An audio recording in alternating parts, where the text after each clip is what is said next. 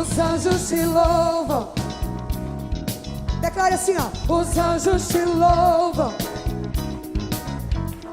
Os anjos te louvam. Os anjos te louvam. Ele é maravilhoso. Maravilhoso, conselheiro, Deus forte, Pai da eternidade, príncipe da paz. O Deus que vence todas as batalhas, Deus que tudo faz. A terra inteira exalta a grandeza dele. Declare isso, declare. Pois ele é sempre fiel, te dá vitória.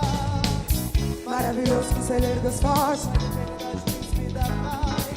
O Deus que vence todas as batalhas, Deus que tudo faz. A terra inteira exalta a grandeza deste Deus. Sempre, sempre te dá vitória. Os anjos te louvam. Os anjos te louvam. A igreja te adora. A igreja te adora. Cantando aleluia. Santo, santo, santo, santo. Os anjos te louvam. A igreja te adora. Cantando aleluia. Santo Senhor. A igreja vai declarar assim, ó. Cante. Maravilhoso, conselheiro, Deus forte, Pai da eternidade, príncipe da paz. O Deus que vence todas as batalhas, Deus que tudo faz. A terra inteira exalta a grandeza deste Deus. Sempre te dá vitória. Maravilhoso, maravilhoso, conselheiro, Deus forte, Pai da eternidade, príncipe da paz. O Deus que vence todas as batalhas, Deus que tudo faz. A terra inteira exalta a grandeza deste Deus. Pois ele é sempre fiel, te dá vitória. Os anjos te louvam. A igreja te adoramos, Senhor. Cantando aleluia. Santo Senhor. Os anjos. A igreja te adora. Cantando aleluia, aleluia. Santo é o Senhor. A banda adora o Senhor.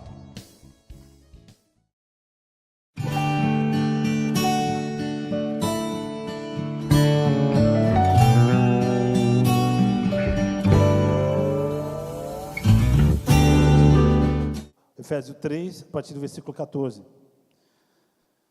Por causa disso me ponho de joelhos perante o Pai de nosso Senhor Jesus Cristo, do qual toda a família no céu e na terra toma o nome, para que, segundo as riquezas da sua glória, vos conceda que sejais corroborados com poder pelo seu Espírito, no homem interior, para que Cristo habite pela fé no vosso coração, a fim de, estando arraigados e fundados em amor, poderdes perfeitamente compreender com todos os santos qual seja a largura e o comprimento e a altura e a profundidade, e conhecer o amor de Cristo que excede todo entendimento, para que sejais cheio de toda a plenitude de Deus. Ora, aquele que é poderoso para fazer tudo quanto muito mais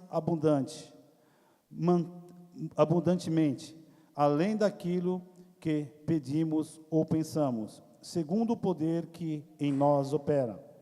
A esse a glória na igreja por Jesus Cristo em todas as gerações, para todos sempre. Amém. A carta direcionada à igreja de Éfeso é uma carta que ela foi escrita por Paulo. Paulo, ele foi pastor da igreja em Éfeso. Essa igreja, ela é uma igreja que ela se tornou estrategicamente muito bem utilizada pelo apóstolo. Segundo os historiadores, foi dessa igreja que Paulo ele começou a evangelizar, e as cidades vizinhas ali da Ásia começou a fundar novas igrejas, né? Laodiceia, Tiatira, Pérgamo, Sardes, Filadélfia, Colossos. Então, Paulo, ele ficou em Éfeso por 3 anos. Depois ele vai para Jerusalém. Em Jerusalém ele é preso, é levado para Roma, fica 2 anos. Depois, ele é levado para Cesareia, depois volta novamente para Roma, e de Roma, ali preso, ele escreve essa carta endereçada à igreja de Éfeso. E o que me chama a atenção, o que é interessante, essa carta é uma carta que ela é eclesiológica. Por quê? Porque ela trata assunto da igreja. Enquanto a carta à igreja de Colossenses, ela fala sobre Cristo, a carta aos Efésios, ela fala diretamente sobre a igreja. Ou seja, Colossenses fala de Cristo, Efésios fala diretamente para a igreja. Colossenses fala para o cabeça, Efésios fala para o corpo. Colossenses fala do noivo, Efésios fala da noiva. E aqui nós vemos que Paulo, ele começa uma oração, né? O versículo 14 ele fala: por causa disso me ponho de joelho perante o Pai de nosso Senhor Jesus Cristo, do qual toda a família nos céus e na terra toma o nome, para que, segundo a riqueza da sua glória, vos conceda que sejais corroborado com poder pelo Espírito do novo homem interior. Uma coisa interessante também que aconteceu ali em Éfeso, Paulo ele ficou 3 anos ali. O número de habitantes era equivalente a 300 mil habitantes, um pouquinho mais. E eles foram evangelizados. Lá havia o templo de Diana, e segundo os historiadores, esse templo ele era 4 vezes maior do que o de Atenas. E a cultura ali era uma cultura idólatra, onde havia culto pagão, as pessoas elas se dedicavam ao ocultismo. E quando Paulo começa a pregar o evangelho, Atos 19 vai falar que a palavra prosperou em Éfeso. E as pessoas elas começaram a se converter, e toda essa cultura ela começou a falir. Por quê? Porque as pessoas deixaram as práticas de bruxarias, ocultismo, idolatria. Eles iam em praça pública e queimavam os seus livros de idolatria. O historiador também, ele vai falar que as pessoas se convertendo e elas enxergando os seus pecados em si, elas iam em praça pública denunciar os seus pecados para alcançar o arrependimento. Então nós vemos que houve uma grande revolução através da pregação do evangelho em Éfeso. E agora Paulo preso, e ele começa a escrever uma carta direcionada para essa igreja. E ele fala no versículo 16: para que, segundo a riqueza da sua glória, vos conceda que sejais corroborado com poder pelo seu Espírito no homem interior. Aqui nesse versículo, eu vejo que Paulo, ele clama, como nós cantamos aqui, né, pela glória de Deus, que esteja sobre o coração dos crentes que estão ali na igreja de Éfeso. E qual é o nosso entendimento quando nós falamos da glória de Deus? Né? A glória de Deus, ela não é um atributo, né? O amor é um atributo, a bondade, a misericórdia, a justiça, isso são atributos. A glória é a somatória de todos esses atributos sobre nós. E Paulo agora ele está orando para que essa glória inunde o coração dos crentes que estão ali na igreja de Éfeso. E ele começa a orar e ele fala assim, que segundo as riquezas da sua glória, vos concedas que sejais corroborado, que sejais fortalecido, fortificado, com poder. Ou seja, esse poder é o que nós vemos lá em Romanos, o dínamos, força, poder, dinamite, pelo seu Espírito no homem interior. Eu acho tão, assim, oportuno essa palavra do homem interior, porque a história de Éfeso é uma história muito complicada. Se nós lemos alguns versículos atrás, do capítulo número 2, vai falar que existia ali uma divisão. Os judeus, os crentes judeus e os crentes gentios. Então havia um muro da desamizade, não tinha amizade, ou seja, um muro que separava.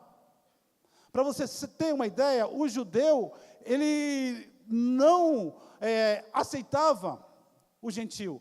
Então, já tinha uma rivalidade. Só que o problema não era só esse. Havia um problema de cultura, de ordem cultural. Havia um problema, uma divisão, onde eles não conseguiam compartilhar, de estar junto. E Paulo, quando ele começa a escrever essa carta, Paulo está exortando justamente isso. Que em Cristo nós fomos feitos um. Nós somos o corpo.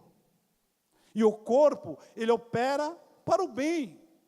Se você prestar atenção, a sua mão direita com a sua mão esquerda, ela te ajuda você a lavar o rosto, a amarrar um cardaço. Então, nós precisamos entender isso, que a igreja, ela é um corpo, independente de cor, independente de cultura, independente de sexo, independente de tudo isso. E havia uma disputa, uma dificuldade muito grande nessa época. Então, Paulo, ele começa a sua oração, que ele escreve na carta assim, ele rogando, pedindo para que o poder de Deus, segundo a riqueza da sua glória, habite o homem interior. Por que isso? Porque nós precisamos entender que a mudança, ela não acontece de fora para dentro. Ela acontece de dentro para fora. Nós precisamos entender isso. Nós precisamos aproveitar que nós estamos no ano da busca e buscar isso para a nossa vida. O nosso relacionamento com Deus, a nossa intimidade com Deus, ela precisa transpor mais do que alguns momentos de liturgia, coisas que nós aprendemos. Aí, em Isaías, o Senhor fala assim, olha, esse povo que com os lábios, me adoram, mas o coração, ele está longe, está distante. Ou seja, às vezes, nós temos palavras decoradas, nós conhecemos texto da Bíblia, mas o que importa é a nossa conduta da nossa vida. Isso é o que vai fazer a diferença. Por quê? Porque, às vezes, nós estamos questionando o grau de dificuldade que nós estamos passando, mas a gente não para pensar que as coisas, elas irão mudar no momento que eu e você mudarmos. Nós precisamos entender que o nosso relacionamento com Deus, ele precisa ser mais profundo do que nós imaginamos. Nós precisamos entender, é igual quando você chega na praia. Sempre nós vamos até um limite. Quando nós éramos criancinhas, pequenininhas, nossos pais deixavam vir água até o tornozelo, ou o joelho, ou quando ele ia com a gente e vinha até a barriga, ou coisas que ele poderia nos segurar. E aí nós vamos tendo fases adulta, adolescência, vamos crescendo, e aí a gente arrisca, vai um pouquinho mais longe, mas sempre colocamos limites. Sempre colocamos limite. Por que nós colocamos limite? Porque temos medo. Medo de se afogar, nós não conhecemos a profundeza do mar. E assim é Deus. Deus, ele não se enquadra tão somente no que nós pensamos, no que o nosso lobo central, sei lá, consegue pensar, imaginar. ele vai muito mais além. Deus, ele é muito mais profundo.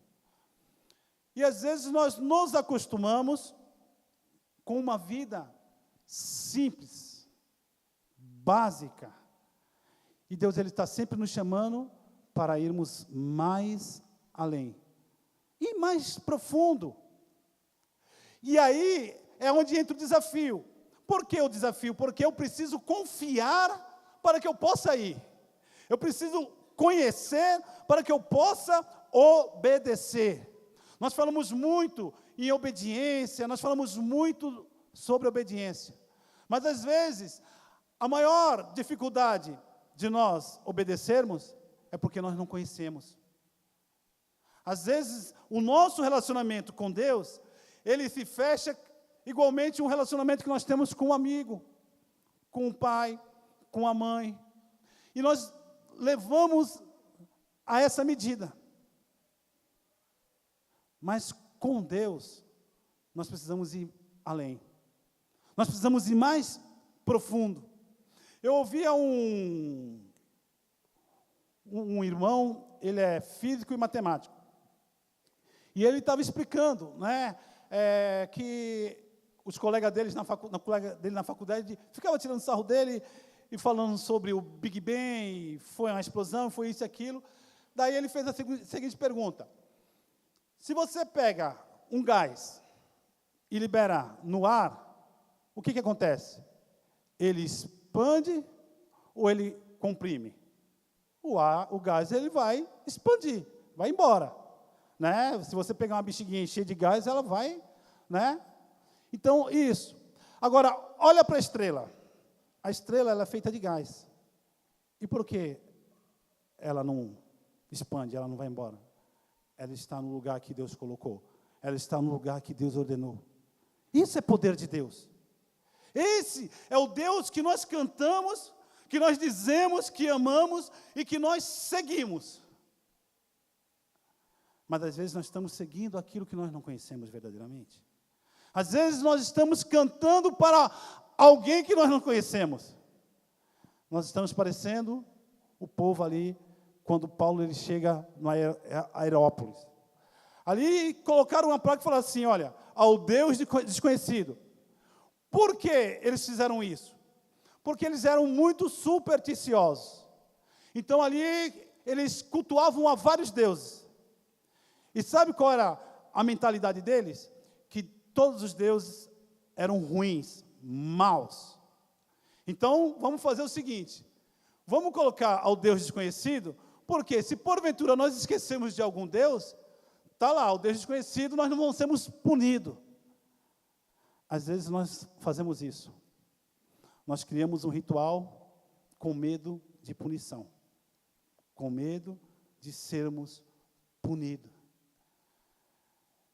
E eu vejo que a igreja brasileira, ela precisa mudar a postura. E quando eu falo isso, eu sou o primeiro da lista. Nós precisamos mudar a nossa cultura, a nossa postura. Nós precisamos entender quem é Deus, para que possamos servir com clareza, com entendimento. Então nós não podemos tão somente, nós falamos muito em ser levado por vento de doutrinas, por isso e por aquilo, mas nós precisamos conhecer para saber como servir, como adorar. E que essa glória, ela possa verdadeiramente abundar, superabundar os nossos corações.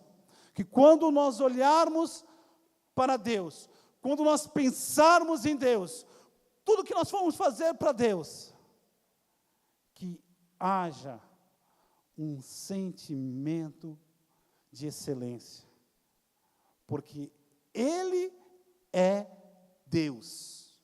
Quando Moisés falou assim: quem eu falo que me enviou a Faraó? Deus fala assim: diz que o eu sou vos enviou. O eu sou. Olha só, talvez naquele momento a cabeça de Moisés dá um nó. O eu sou o quê? E Deus começa a falar com Moisés E Moisés, ele consegue enxergar a grandeza de Deus. Aí você vê que um homem que estava pastoreando ovelha, que talvez tinha aquilo como, na sua vida, o bom bastante. Aquilo para ele, talvez, para quem outra hora estava nos palácios de Faraó, depois sai fugido do Egito, agora está pastoreando a ovelha do seu sogro, Jetro. Talvez na cabeça dele aquilo estava bom. Mas a Bíblia fala que um dia que ele está pastoreando, uma sarça se ardia em chama e não se consumia. E quando Moisés quer se aproximar, quer virar, ele ouve uma voz diferente, uma voz diferenciada. E começa a instruir a Moisés.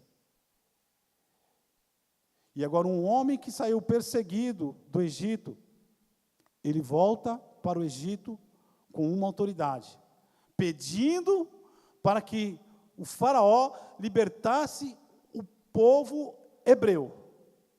Se nós pensarmos no nosso racional, é praticamente ilógico. E iríamos falar, Moisés está indo para ser morto, para perder a sua cabeça. Você acha, primeiramente, acha que faraó vai querer conversa? Faraó vai querer negociar? O povo hebreu trabalhava praticamente de graça para os egípcios. O povo hebreu é que construiu ali o Egito. Olhando, não tem nexo. Mas quando nós olhamos a Escritura, Deus começa a conversar com Abraão e fala: olha, Abraão, a sua descendência ela vai ser grande. A sua descendência, ela vai para o Egito, ela vai ficar lá 400 anos, vai servir, mas eu vou tirar aquele povo com um braço forte. Moisés não tinha nem nascido, mas já estava na agenda de Deus, o dia, a hora, o momento e como seria. Porque Ele é Deus. Eu sou. E é isso que nós precisamos entender. Aí, no versículo de número 17, a Bíblia fala assim: para que Cristo habite pela fé. Nossa, tremendo. Para que Cristo habite pela fé no vosso coração. Então, nós vemos que no 16, Paulo, na oração, ele está pedindo que as riquezas da sua glória vos conceda que seja fortalecido com poder pelo seu Espírito no homem interior. E aí, essa glória vindo, Paulo fala assim agora: para que Cristo habite pela fé no vosso coração, a fim de, estando arraigado e fundados em amor. Aí o que me chama a atenção, se nós formos ver a raiz dessa palavra habite, essa palavra habite, a raiz dela é katoikel, habitação permanente. É a mesma em Colossenses 2,9, quando a palavra fala que a plenitude de Deus habita sobre Cristo. Mas no grego também tem uma outra forma de se ler habite, que não é essa, mas é uma outra forma que fala paraiokel, ou seja, um habitar estranho. Como assim? O habite que está escrito aqui é katoikel, habitação permanente. Ou seja, Jesus vir e fazer morada e ficar, permanecer. O outro, habitar, é igual quando você viaja, que você vai para uma pousada, para um hotel, para a casa de um parente. Você fica ali, mas você sabe que você está com tempo, com prazo de sair. Aquela ali não é a tua habitação. Aquela ali não é a tua casa. Você está ali porque você contratou o serviço e vai ficar ali por alguns dias. Mas o que Paulo está falando, o que Paulo está dizendo que Cristo habite no nosso coração. Um habitar permanente. Algo que Ele tenha prazer em habitar. E olhando para isso, eu tento enxergar como Paulo, na prisão, escrevendo, porque Paulo ele conhecia todas as fraquezas daquela igreja, todas as suas divisões, toda a peleja, pessoas que deixaram o ocultismo e vieram para Cristo, pessoas que, em meio às suas dificuldades, às suas lutas, e vindo para Cristo, e Paulo está intercedendo por eles, e na carta que Paulo escreve, Paulo fala, para que Cristo habite verdadeiramente no nosso coração. E uma coisa, nós precisamos ser muito claro. A Bíblia ela fala que Deus, ele não nega a si mesmo. Deus, ele não se nega. Um exemplo, às vezes nós questionamos algumas situações. E às vezes nós queremos tratar com Deus como nós tratamos com um colega, com a esposa, com o marido, com o filho, com o pai, com a mãe. E é diferente. Por quê? Nós pecamos. A Bíblia fala que o salário do pecado é a morte. Deus, quando Ele olha para a humanidade, Ele vê a humanidade em pecado. E a Bíblia fala que Ele não viu um justo sequer. Mas o propósito de Deus é buscar intimidade com a humanidade. É ter a humanidade próxima dEle. É abrir um novo e um vivo caminho. E isso só poderia acontecer através da morte de um justo. E aí João vai falar que Deus amou o mundo de tal maneira, que deu o seu Filho unigênito, para que todo aquele que nele crê, não pereça, mas tenha a vida eterna. Aí, às vezes, nós pregadores, às vezes nós somos culpados disso. Porque quando nós tratamos desse assunto de salvação, às vezes nós falamos assim, tão, que eu acho que os irmãos pensam que, fez-se uma reunião, a humanidade toda em pecado, Deus olhou, não viu um justo, olhou para um lado, olhou para o outro, daí Jesus levantou a mão e falou assim, eu vou. Paulo vai falar que Ele nos elegeu nele. Nós fomos eleitos antes da fundação do mundo. O Cordeiro imolado antes da criação do mundo. Ou seja, um plano, um propósito. Nós não somos caso do acaso. E aí, o que eu aprendo? E eu quero que você consiga enxergar com esse ponto de vista. Em Efésios, a primeira oração, Paulo ele pede para que Deus abra os olhos, ilumine os olhos do vosso conhecimento, do vosso coração, que nessa noite o Espírito Santo de Deus possa fazer isso também contigo. Que os olhos do vosso entendimento, do vosso coração, sejam clareados, sejam iluminados, assim como ele falou lá em Gênesis, que haja luz, e ouve, que isso aconteça na tua vida. Que você possa entender que você não é um fruto de um acaso. E aí, a nossa relação com Deus, ela se baseia daquilo que eu estou vivendo hoje.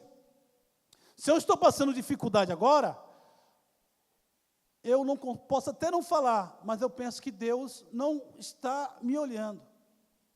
Eu penso que Deus não está ouvindo a minha oração. Eu penso que Deus não trata-me com igualdade. Daí eu olho para a direita ou para a esquerda, eu acho que Deus tem mais afinidade com o irmão A ou com o irmão B do que comigo. Então, isso são pensamentos ridículos, porque a Bíblia fala que Ele nos elegeu nele. O salmista, no Salmo 39, fala assim, ainda antes que tu me formasse no ventre da minha mãe, tu me conheceu.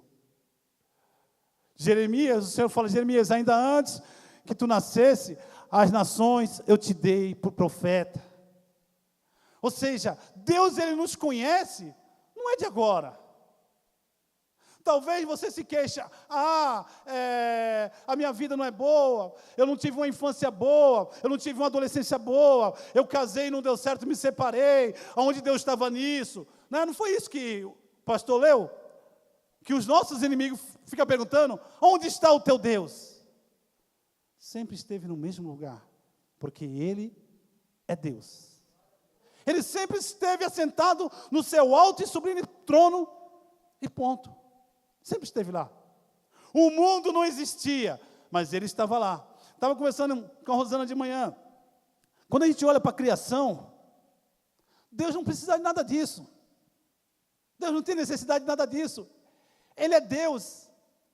Ainda antes que houvesse dia, eu sou. E não há quem possa fazer escapar das minhas mãos. Operando eu, quem impedirá? Aí no plano de Deus, no projeto de Deus, está em criar o homem. E aí Deus vem trabalhando dia por dia. Chega no terceiro dia, Ele cria as árvores, a natureza. E Ele sabe que a natureza precisa do quê? Do sol. Para sobreviver, para crescer, para dar fruto. E aí Ele cria o sol. E aí Ele continua criando, cria os animais. Daí no sexto dia, quando está tudo pronto, Ele vem e coloca o homem. E Ele fala: governem sobre tudo. Governem sobre todos os animais, sobre planta, vai cultivar, domine. Então, esse é o propósito de Deus. Mas Ele estava no seu trono. Ele não saiu de lá. Algumas pessoas, numa cabecinha muito pequena, que talvez eu acho que fica assistindo muito assim, esses filmes de Superman, né, de Homem-Aranha, que primeiro, né, o mocinho apanha, depois no final ele vira o jogo. Mas com Deus não é assim. Deus, Ele sempre esteve no seu devido lugar. Quando o diabo olhou e falou assim: eu vou colocar o meu trono acima do teu, a Bíblia fala que ele foi lançado. E nós olhando para a Bíblia, o diabo ele já está programado para o fim dele. O inferno é o lugar do diabo. O inferno foi construído para Satanás e seus demônios. Ali vai ser a inauguração. Então nós vemos que Deus não perde o controle. Deus, Ele não perde o controle da tua vida. A Bíblia fala que todas as estrelas que há no céu, é Ele que as ordena. Ele as chama pelo nome. E segundo a ciência, existe mais estrela do que grão de areia, da praia, do deserto. E Deus conhece uma por uma. Quando Deus Ele quer falar numa linguagem que eu e você entenda, porque Deus Ele é Espírito. E Ele fala assim: olha, eis que eu te tenho gravado na palma da minha mão. Quando Deus Ele quer mostrar a sua grandeza, Ele vai falar que Ele mediu todas as águas da terra com o seu punho. E você acha que isso é muito? Ele fala assim: olha, eu ainda medi toda a extremidade do céu com o meu punho, com o meu palmo. Já jogou bolinha de gude, né? Os meninos, pelo menos, né? Daí não tem ficar. É isso que Deus está falando. Ele está usando uma linguagem para que eu e você compreenda a sua grandeza, o seu poderio. É isso que nós precisamos entender. E nós precisamos entender que nós precisamos também crescer. Como Paulo escreve para a igreja dos Coríntios, que as duas cartas, a primeira e a segunda carta, também foi escrito em Éfeso, para a igreja de Coríntios. Aí Paulo ele fala assim: olha, eu queria falar com vocês como as espirituais, mas não dá. Vocês são carnais, vocês são meninos, vocês precisam crescer, vocês precisam evoluir. A nossa mente, ela tem que atingir a mente de Cristo. Nós precisamos chegar à estatura de varão perfeito. Nós não podemos ficar toda a vida no leitinho, toda a vida dodói. Ah, eu estou triste por isso, eu estou triste por aquilo. Ah, eu não vou para o culto porque isso. Ah, eu não vou mais. Sabe? Não dá. Não dá. Nós precisamos mudar. Antigamente tinha o LP lá, né, que a gente chamava de vinil, né? Quando arranhava, ficava tocando a mesma música, né? Mudar o disco, né? Agora a coisa está moderna, mas nós precisamos mudar. Os nossos olhos para Deus tem que ser diferente. Paulo, em Coríntios capítulo 12, ele começa a falar da visão que ele teve. Aí ele fala assim, olha, eu não vou me gloriar. Por quê? Porque eu entendi que eu não sou digno de se gloriar. Mas, gente, quando nós lemos, ele fala, eu conheço um homem que no corpo não sei, se fora do corpo também não sei, mas foi levado até o terceiro céu, e ouviu coisas inefáveis, que a homem nenhum é possível ouvir. Mas ele fala uma coisa, a mim foi-me dado um mensageiro de Satanás, um espinho na carne para me esbofetear, a fim de que eu não me engrandeça, a fim que a soberba não tome conta da minha vida. É isso que ele está falando. E você pensa que ele ficou de birrinha com Deus, falando, mas Deus, eu oro, o enfermo é curado. A cidade que eu entro, as pessoas põem enferma, a minha sombra cura. E eu, Deus? Por que não acontece comigo? Por quê? Não, ele consegue olhar e falar assim, eu tenho prazer nas minhas fraquezas. Porque o poder de Deus, o dínamos, se aperfeiçoa na minha fraqueza. E a igreja, infelizmente, parece que ela está tomando um caminho oposto a isso. Na hora da dificuldade, nós queremos fugir de Deus.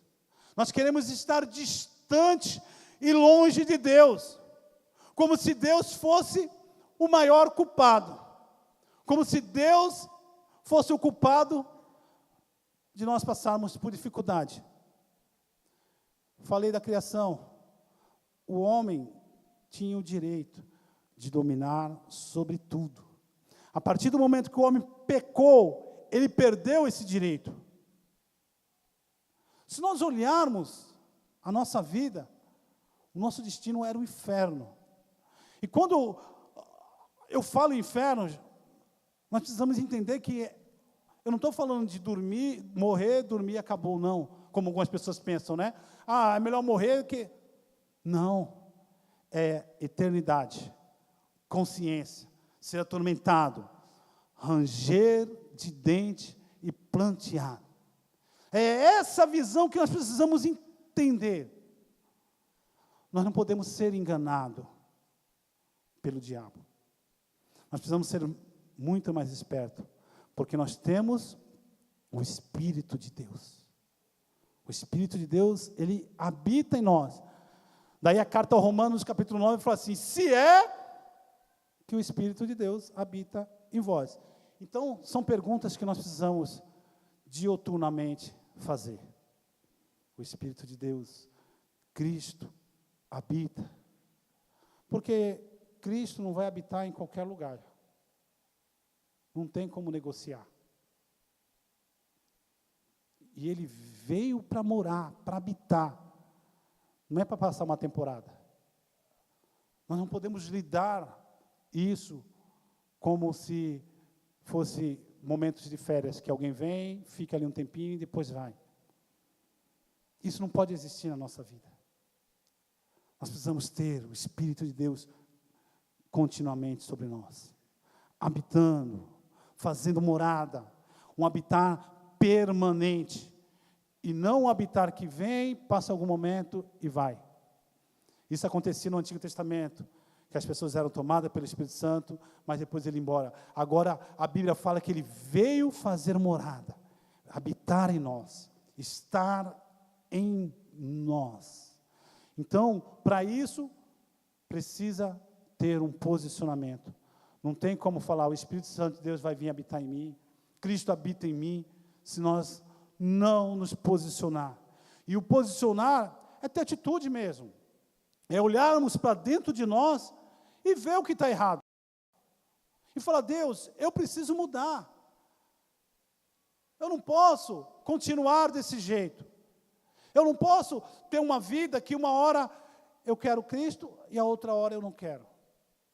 Ou eu até quero, mas é do meu jeito. Não dá. Não dá para nós pensarmos desse jeito e muito menos agirmos desse jeito.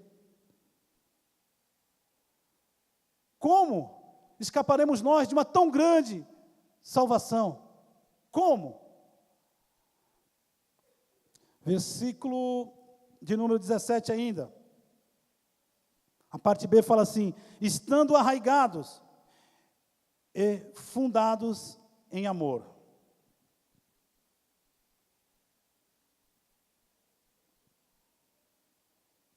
Daí Paulo ele usa duas linguagens aqui. Arraigado fala de flora, plantação, fala de raiz. Todo mundo viu os coqueiros aí, né? Se o coqueiro ele não foi cavado uma profundidade, qualquer vento pode derrubar. E assim são as plantas, as árvores. Elas crescem para cima, mas as suas raízes buscam a profundeza. Busca lugar mais. E aí, eu quero convidar você a abrir a sua Bíblia em Jeremias, capítulo 17, o versículo 5. É um versículo que nós conhecemos de cor e salteado, mas eu quero ler um pouquinho mais desse texto.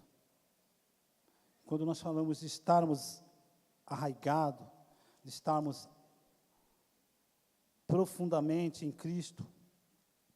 O 4, que é interessante. Vou ler o 5, só para vocês lembrar, porque eu sei que muitos de vocês conhecem.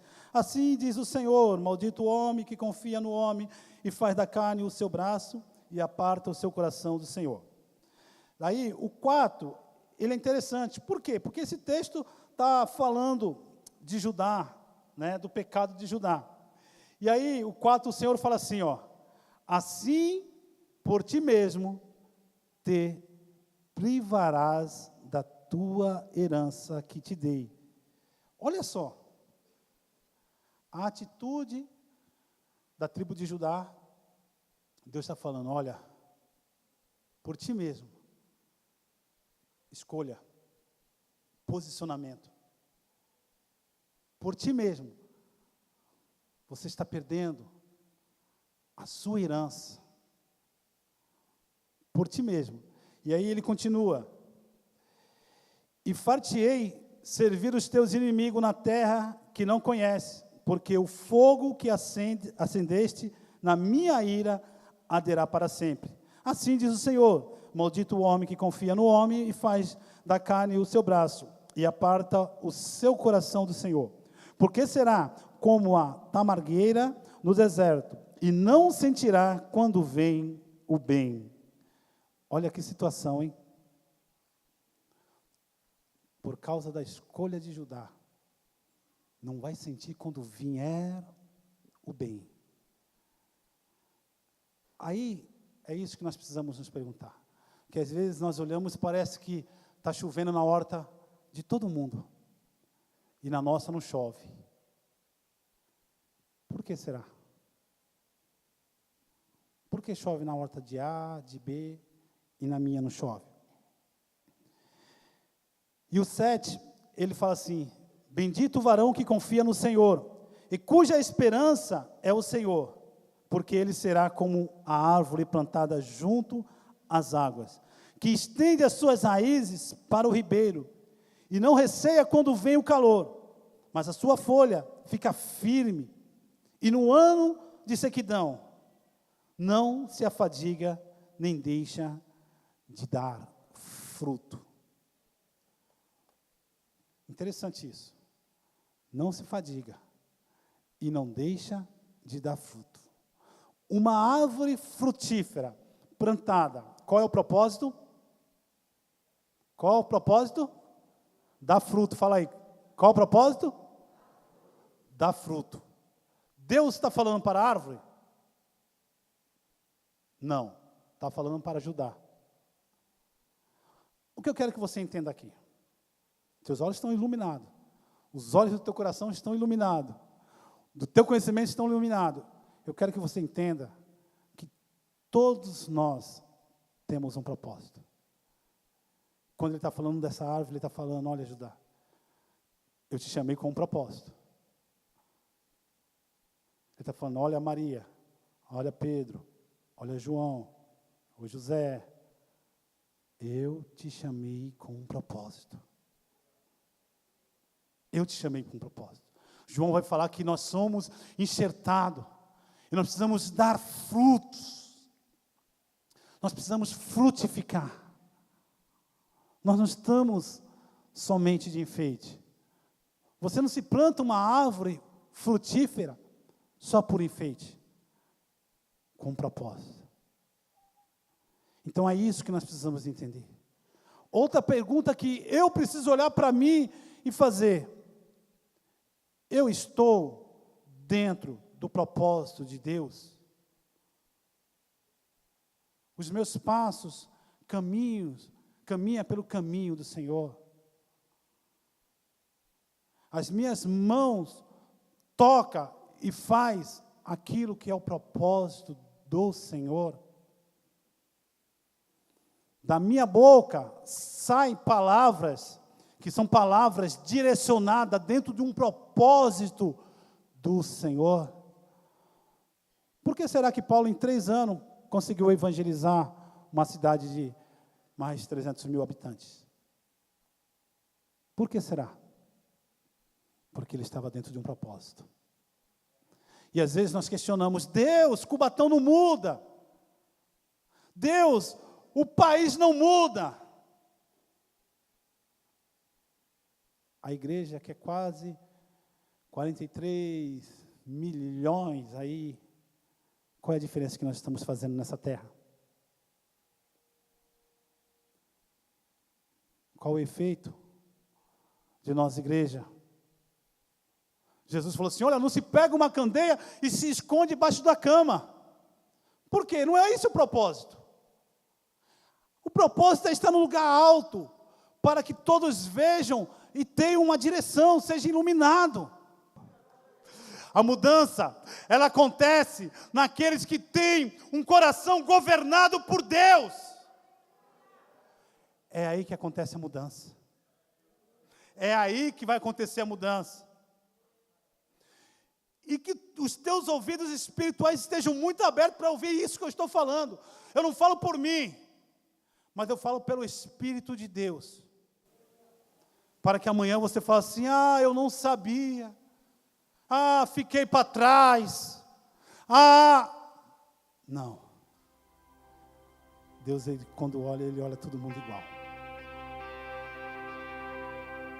A graça uniforme do Senhor, que é dispensada nesse lugar, é para todos. Espero por ti. Espero por ti. Espero por ti. Sei que estás aqui.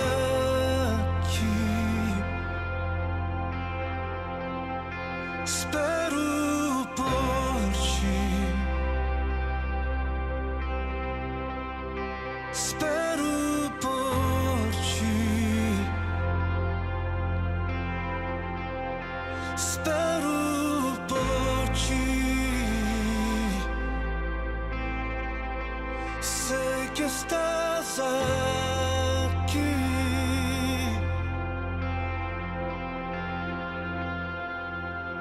Eis-me aqui em tua presença. Eis-me aqui em tua presença. Derrama a tua Shekinah. Derrama a tua Shekinah. Eis-me aqui em tua presença.